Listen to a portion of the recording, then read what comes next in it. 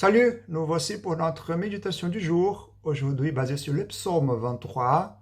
Je cite le verset 1. L'Éternel est mon berger, je ne manquerai de rien.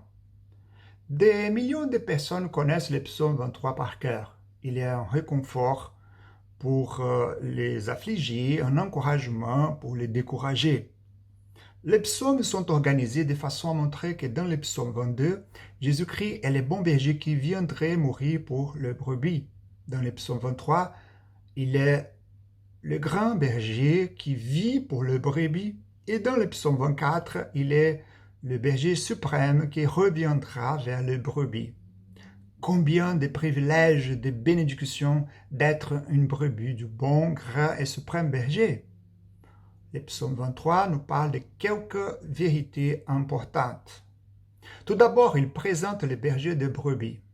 L'Éternel est mon berger, je ne manquerai de rien. Des vérités sont mises en évidence dans ces versets.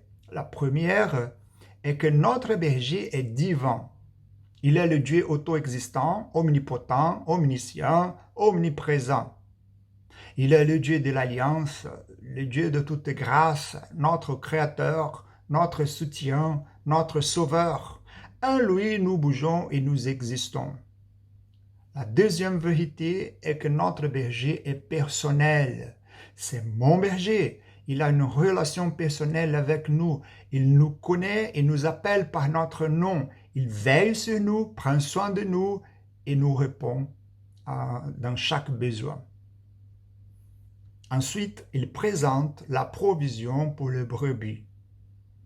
La brebis est un animal impuissant, malvoyant et incapable de prendre soin de lui-même. Elle a besoin des soins du berger. Le texte parle des 4 provisions que la brebis reçoit du berger. La première est le repos.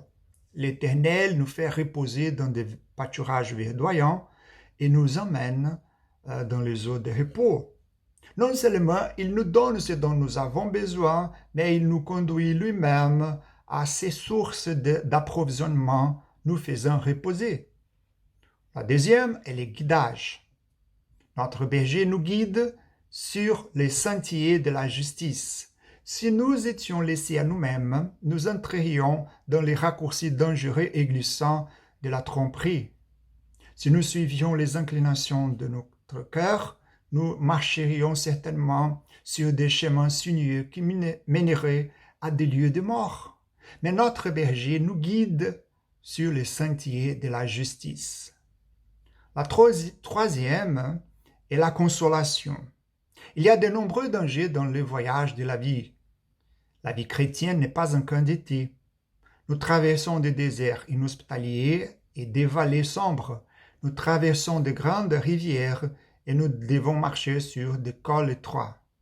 Cependant, même si nous marchons dans la vallée de l'ombre de la mort, nous ne devons craindre aucun mal, car notre berger est avec nous.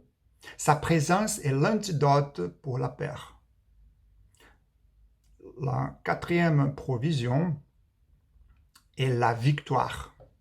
Notre berger marche non seulement avec nous face aux difficultés, mais nous donne la victoire sur les ennemis.